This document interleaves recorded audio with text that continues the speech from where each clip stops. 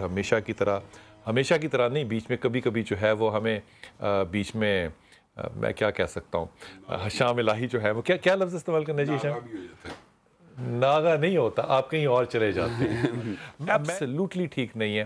میرا یہ مشورہ ہوگا کہ آپ لاہور شہر میں، اسلام آباد شہر میں، بڑے شہر میں آئیں، ایک اچھے سائیکائٹرسٹ سے ملے اور مسلسل علاج کروائیں۔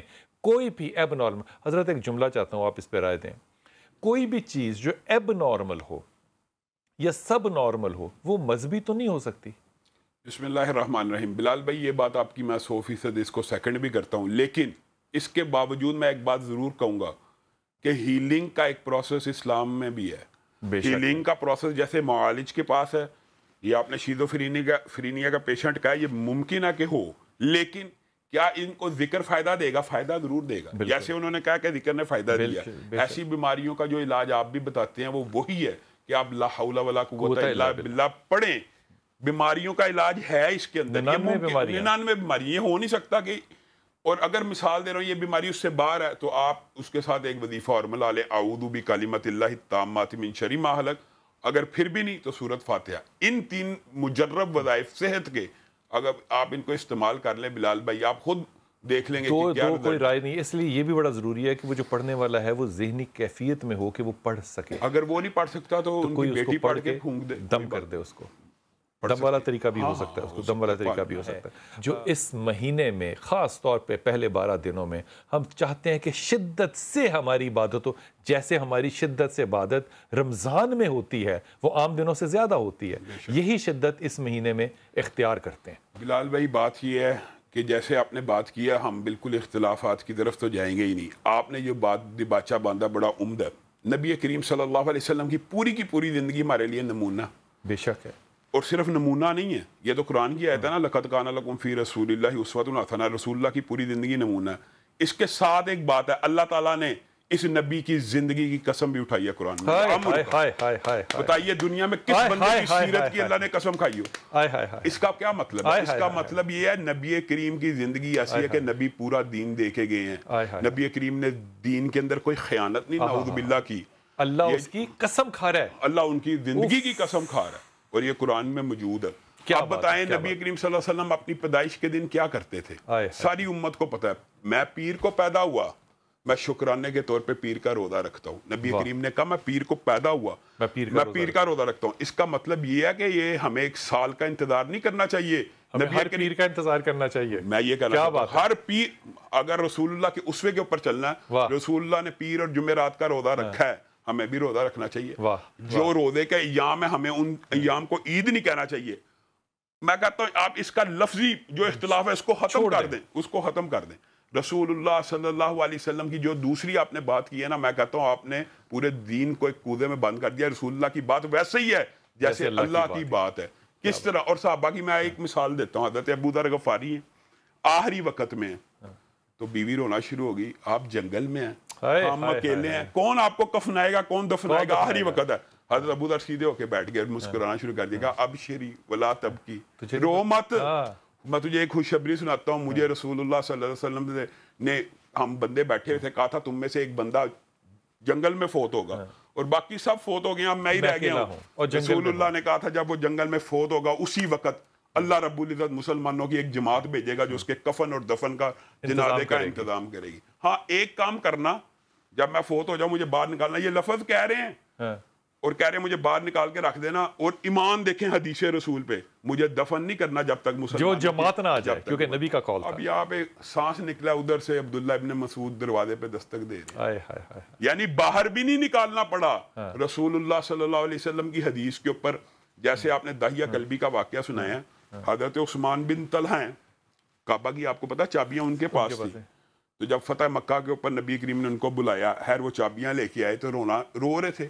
رسول اللہ صلی اللہ علیہ وسلم عبادت کر کے باہر نکلے، لمبا واقعہ، کہا عثمان بن طلحہ کہاں چلا گیا، اس کو بلاؤ۔ لوگوں نے کہا روتا ہوا چلا گیا، نبی کریم نے کہا اس کو بلاؤ، کہا آپ نے ہمیں دل سے، یہ وہی ہے جس نے انکار کیا۔ ہاں میں یہی بات کہنے لگا ہوں، یہی بات کہنے لگا۔ عثمان بن طلحہ کا کیا وجہ، دل سے لگتا ہے چابیاں نہیں دی، روتے ہو؟ کہا نہیں اللہ کے رسول، اللہ کی قسم یہ بات نہیں ہے، مجھے وہ دن یاد آ گیا ہے جب آپ نے ایک مرتبہ مجھ سے چابیاں مانگی تھی اور میں نے کہا تھا کہ میں نے آپ کو چابیاں نہیں دینی، تو آپ نے کہا تھا عثمان ایک دن آئے گا یہ چابیاں میرے ہاتھ میں ہوں گی اور میں جس کو چاہوں گا دوں گا. تو اس وقت میرے ذہن میں آیا تھا جس بندے کو اس کے گھر میں لوگ نہیں رہنے دے رہے، اس کے رشتہ دار اس بستی میں نہیں رہنے دے رہے، یہ کیسی بات کر رہا ہے؟ واپس آئے گا کیا بات؟ تو رسول اللہ صلی اللہ علیہ وسلم نے کیا بات کی؟ کہا خذوہا عثمان بن طلحہ اب پکڑ، پہلے تجھے دی تھی کسی کافر نے، اب یہ تجھے میں دے رہا ہوں، اب میں تجھے دے رہا ہوں خالدتن تالدتن، ساری زندگی تیری اولاد میں رہے گی، مگر کوئی ظالم اور کافر ہی تجھ سے چھین لے گا. دیکھیں مجھے خانہ کعبہ کی متولیت یا مکہ کی گورنری تبدیل ہوتی ہے نا، بالکل ہوتی ہے، بادشاہ بدلتے گئے، خلافتیں بدلتی گئی، لیکن چابی آج بھی عثمان بن طلحہ کے خاندان کے پاس. میں کالر لے لوں، کیا خوبصورت بات کی، اس وقت یقین کریں کہ کالر سے بات کرنے کا بالکل دل نہیں کر رہا، لیکن چینج آ گئی ہے. اچھا اب میرا یہ مسئلہ ہے کہ میں کہتی ہوں میں کسی کا برا نہیں چاہتی، میں یہ چاہتی ہوں کہ اس عورت کی شادی ہو جائے اور ہمارا گھر جو جس طرح، اور بیٹی میری بالکل متنفر ہو چکی ہے، نہ وہ ہمارے پاس آتی ہے، وہ سارا دن اپنے کمرے میں بند، اسکول سے آئے گی کمرے میں چلی جائے گی، کمرے سے آئے گی رات کو 2 منٹ آئے گی، کھانا تک نہیں کھاتی ہمارے ساتھ. تو وہ بس کیونکہ وہ یہ سن چکی ہے نا تو وہ خلاف ہوئی ہے بہت زیادہ. وہ بار بار مجھے یہی کہتی ہے کہ میرے باپ نے جو میرے ساتھ کیا ہے وہ کیا کہتے ہیں میں اس کو بھول نہیں سکتی. اس کو میں بڑا ٹھنڈا کرنے کی کوشش کرتی ہوں. اب میرے 2 مسئلے ہیں، ایک تو یہ کہ وہ اس عورت کو کمپلیٹلی چھوڑ دے، اور نمبر 2 یہ کہ میری بیٹی سدھر جائے اور ہمارے گھر کا ماحول ٹھیک ہو جائے. آپ اللہ کے فضل سے مسلمان ہیں نا صاحب؟ اللہ کا شکر الحمدللہ. اور آپ اللہ کے احکامات کو دل و جان سے مانتی بھی ہوں گی انشاءاللہ؟ بالکل ضرور، بالکل جی. نماز پوری پڑھتی ہوں، 5 وقت کی قرآن پڑھتی ہوں. نہیں میں نے تو نماز کا پوچھا ہی نہیں ہے، آپ چاہے نماز نہ پڑھیں، میں کہہ نہیں رہا نہ پڑھو، میں کہہ رہا ہوں آپ اللہ کے احکامات کو تو مانتی ہیں نا؟ جی جی پکی بات ہے نا؟ جی جی اللہ کا شکر. حشام سے ذرا پہلے بات کر لیں، پھر میں آپ سے بات کرتا ہوں، آپ نے لائن پہ رہنا. حشام آپ پہلے بات کر لیجئے. میں بلال بھائی یہ بات کہتا ہوں، پہلی بات تو یہ جو انہوں نے عمل بتایا اس کے بارے میں مجھے نہیں پتا یہ کیا پڑھ کے مٹی کے بدنام کرتی ہے. بیٹھے ہوئے عاملین بیٹھے ہوئے. میں اس کے متبادل آپ کو ایک روحانی شرعی علاج جو طریقہ ہے نبی کریم صلی اللہ علیہ وسلم سے بھی ثابت ہے، یعنی اسلاف سے ثابت ہے، صحابہ سے، اور قرآن پاک کی آیت ہے سورۃ فرقان آیت نمبر 74، ربنا حب لنا من ازواجنا و ذریاتنا قرۃ اعین. اس ایک آیت کے اندر ان کی دونوں باتوں کا علاج ہے. حب لنا من ازواجنا، میرے خامند کی آنکھیں مجھ سے ٹھنڈی اور میری آنکھیں اس سے ٹھنڈی کر، وذریاتنا، اور میری بیٹی کی آنکھیں، اور یعنی میری خامند اور میری بیٹی میری آنکھوں کی ٹھنڈک بن جائے. یہ کثرت سے پڑھیں، اور کثرت سے مراد یہ نہیں ہوتا کہ 5 دفعہ پڑھی 10 دفعہ پڑھی، یہ سینکڑوں سے تجاوز کرنا چاہیے. دوسری بات ہے یہ سورۃ والضحیٰ کثرت سے پڑھیں. اور تیسری بات جو مشورہ آپ نے دینا وہ آپ دے دیں. حشام جو ہے نا آج کل بہت اچھی کرکٹ کھیل رہا ہے. میں کہہ رہا ہوں ایک لڑکی ہے جس کے ساتھ میرے 2 رشتے ہیں. ایک تو وہ میرے ماموں کی بیٹی ہے، سگے ماموں کی بیٹی ہے. اچھا. اور دوسرا وہ میری ستیلی بہن کی بیٹی ہے، ستیلی بانجی ہے. تو کیا اسے میرے نکاح جائز ہے کہ نہیں؟ اگر ہے تو کائنڈلی ریفرنس بتا دیں. ایک سیکنڈ، ریفرنس بتا دیں سے کیا مطلب ہے؟ مطلب کہ نکاح ہو سکتا ہے یا نہیں ہو سکتا. ہاں ایک سیکنڈ ہے نا، رکنا ذرا. نکاح ہو سکتا ہے بلال بھائی ستیلی بہن سے مراد یہ ہے کہ اگر ان کے اپنے والد کی اولاد ہے، یہ پہلے پوچھیں کہ وہ جو پہلی ستیلی بہن ہے وہ آپ کی والدہ کی طرف سے ستیلی ہیں؟ جی والدہ کی طرف ستیلی ہیں اور باپ ہمارا ایک ہے. باپ ایک ہے، یعنی کہ جو وہ بہن ہے، وہ جو لڑکی ہے وہ آپ کے والد کی بیٹی ہے دوسری ماں سے؟ وہ جو لڑکی ہے نا، وہ مطلب بانجی ہے میری، اس کی ماں اور میں ایک ہی باپ کی اولاد ہے. ہماری مائیں علیحدہ ہیں. مائیں علیحدہ ہیں، یعنی کہ والد نے دوسری شادی کی تو ان کی ستیلی بہن ہوئی. اب اس کی جو آگے اولاد ہے اس سے یہ شادی کرنا چاہتے ہیں. اصل بات یہ ہے کہ اس کے بارے میں علماء کا آپس میں بھی اختلاف موجود ہے، لیکن حقیقت بات یہ ہوتی ہے کہ جو ستیلا رشتہ ہوتا ہے نا، اس کے ساتھ ذاتی انسان کا جو محرم کا تعلق برقرار رہتا ہے، اور اس کی جو اگلی اولاد ہوتی ہے نا اس کے ساتھ غیر محرم کا رشتہ ہوتا ہے، وہ غیر محرم ہوتا. یہ بات، اور بعض فقہا کے نزدیک وہ غیر محرم یعنی کہ ماموں سے شادی ہو سکتی ہے؟ نہیں، ماموں سگا نہیں ہے نا. سگے ماموں سے ہو سکتی ہے؟ نہیں ہو سکتی. سگے ماموں سے کیسے شادی ہو سکتی؟ لیکن سگا ماموں اس طرح سے ہے کہ میں اسی لیے کہہ رہا ہوں کہ ان کا باپ ایک، اگر وہ سابقہ کسی اور بیوی کی اولاد میں ساتھ لے کے آتا پھر تو کوئی کویسچن ہی نہیں تھا. یہاں پہ ان کا چونکہ باپ ایک ہے اور خون ایک ہے، اس لیے یہاں پہ احتیاط ہے. یہ آپ کو بات سمجھ میں آئی ساغر؟ جی سر، آپ مطلب کہنا چاہ رہے نہیں ہو سکتا.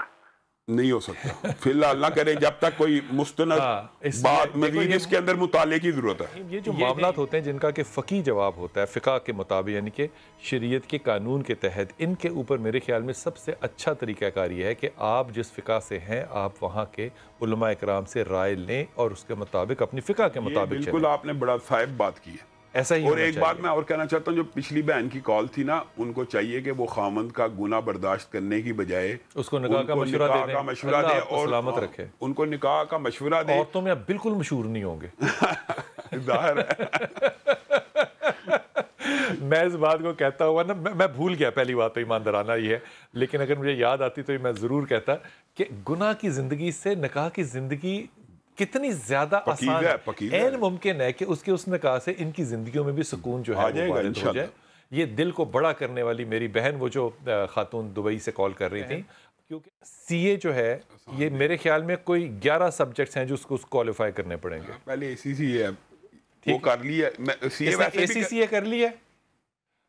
یہ میرا نہیں خیال کہ اس کو یہ کرنا چاہیے کہ یہ بی اے بھی ساتھ کرے، اس میں بھی پڑھے اور یہ کرے. یہ پوری کنسنٹریشن سے ہوگا. یہ کوئی آسان کام نہیں ہے جس میں بچہ ہے. اور اس میں سپلیاں آنا کوئی اتنی بڑی بات بھی نہیں. اور سپلیاں آنا اس میں کوئی بات ہے ہی نہیں. اور اللہ سے دعا کرنی چاہیے کہ اللہ تعالیٰ اس میں وسائل آگے پیدا کرے. کم تعلیم کے ساتھ بے وطنی کے اندر زندگی گزارنا یہ بڑا مشکل کام ہے. اسی وجہ سے یہ بد اعتمادی کا شکار ہیں. کانفیڈنس لوز ہو جاتا ہے. اس کے ساتھ سورت اخلاص جو ہے نا، اس کے لیے بہت مجرب ہے. جس کا اعتماد شیخ کو ہو رہا ہونا یا فیصلہ کرنے کی صلاحیت نہ، جو آپ نے وظیفہ بتایا، لیکن اس کے ساتھ ایک چیز ایڈ کرنی چاہیے، وہ یہ ہے حسبی اللہ و نعم الوکیل. اللہ ہی میرا وکیل ہے، اللہ ہی میرا جج ہے. یعنی تاکہ اعتماد کا بھی اللہ تعالیٰ کے اوپر ذمہ داری ڈال. کو پھر کہنا ہے حسبی اللہ و نعم الوکیل. یقین کیجئے یہ ایک شخص نے مجھے بتایا تھا اور بہت مسائل تھے اس وقت زندگی میں. اس نے کہا تھا 450 دفعہ. وہ 450 میں آپ کو ہرگز نہیں کہہ رہا، کیونکہ میرا خیال ہے ان گنتیوں سے تجربہ اور مشاہدہ ہوتا ہے. وہ مشاہدہ ہو سکتا ہے، لیکن یہ بہت ہی کمال وظیفہ ہے. بسم اللہ الرحمن الرحیم. حافظ صاحب سب سے پہلے تو یہ بتائیے کہ یہ مہینہ جو ہے یہ ربیع الاول کا شروع ہو گیا ماشاء اللہ تعالیٰ. ایمانات کے حوالے سے نہیں، ایک شخص ایمان نہیں رکھتا اللہ پہ یا اللہ کے رسول پہ، میرا ذاتی خیال یہ ہے کہ اس کو اتباع رسول پھر بھی کرنی چاہیے. میں ایمان کے علاوہ کی بات کہہ رہا ہوں. اتباع رسول کرنی چاہیے. کیوں کرنی چاہیے؟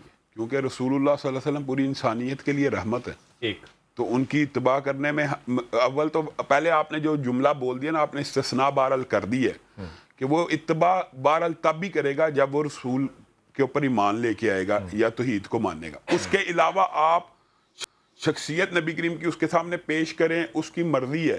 جب وہ ایمان نہیں لائے گا، وہ کرے نہ کرے، کرنی تو چاہیے. کیونکہ دنیا میں جب بہترین شخصیتوں کی بات ہوتی ہے تو سب سے پہلے جس میرٹ پہ لے کر آتے ہیں غیر مسلمان عورتوں، انہوں نے بھی پہلے نمبر پہ نبی کریم نہیں. میں آپ کو عرض کروں ایک بات، جب بھی انسان کوئی فیصلہ کرتا ہے نا، تو اس فیصلے کو کرنے کے لیے انسان کے پاس کوئی اوزار ہونا چاہیے کہ میں نے کس ٹول پہ، خواہش پہ نہیں فیصلہ کرنا چاہیے، کسی اصول پسندی پہ کرنا چاہیے.